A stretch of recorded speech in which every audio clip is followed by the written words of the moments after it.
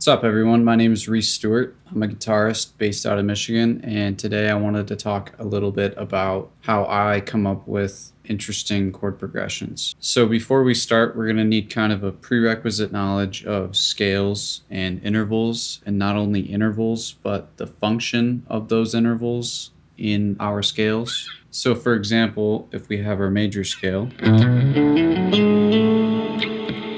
we need to know what a major third looks like and all the places that we can find it. So once we know that, let's start with our basic major triad, 1, 3, 5.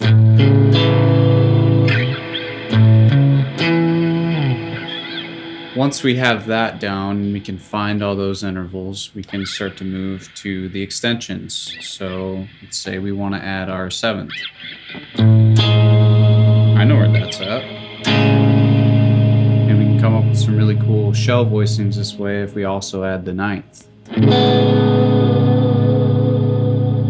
That's a really pretty voicing if you ask me. So building this foundational knowledge is kind of necessary, in my opinion, to explore with an amount of freedom that you wouldn't get otherwise. Now that we have a basic prerequisite, foundational knowledge of the fretboard and what we can do with it, we can sometimes still find ourselves in the trap of playing the same shapes that we know. One of the ones that I overuse.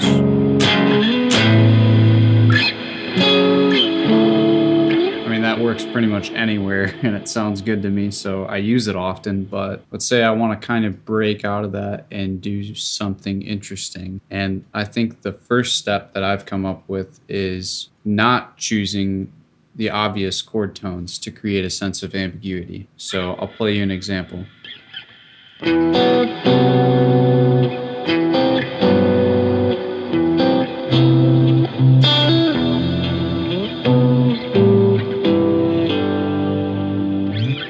So what's interesting about that? Well, there's a few things. The first being this first chord. Now, I'm thinking of this as being in the minor scales, so...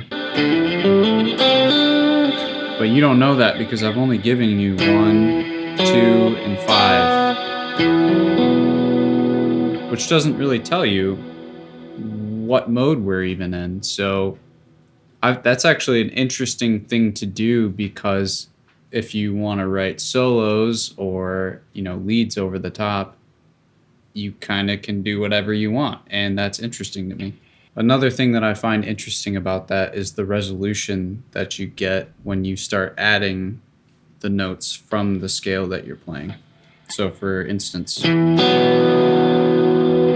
moment I go here, you now know we're in minor, and that's an interesting resolution. Ambiguous? Not ambiguous. The third thing that I think is interesting about this progression is that second chord. What do we have there? That's a sharp 4, so that's Lydian. So this kind of modal interchange feel is happening between these two chords.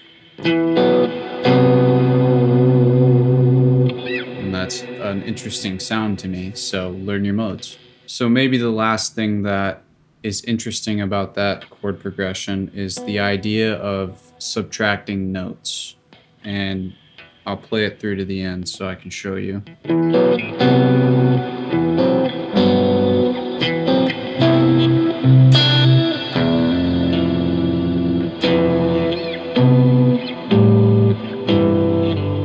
So really, I don't even have a chord anymore. This is more of like a dyad.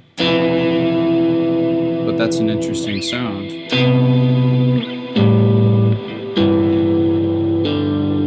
It leaves a lot of room for other stuff to happen in the song, which I think is cool. The next thing I wanted to talk about is this idea of dissonance and how we can use that in our chord progressions.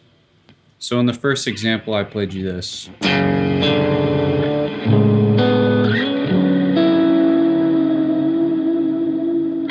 What What I find interesting about that is this first chord.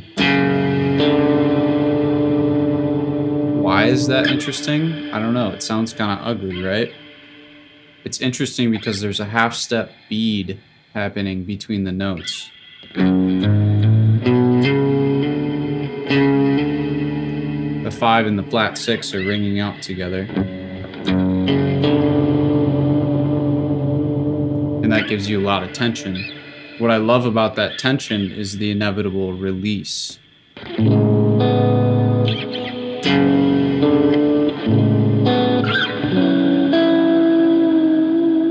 You know, having something kind of ugly and dark and dissonant makes the pretty chord that happens after it even prettier. And I like stuff like that.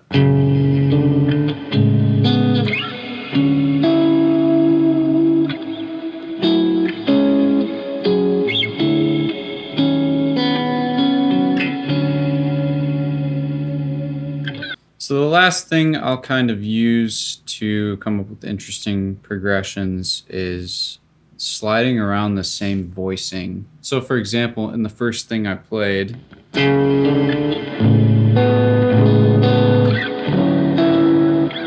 I'm just taking this voicing, this major 7 add 9 sound,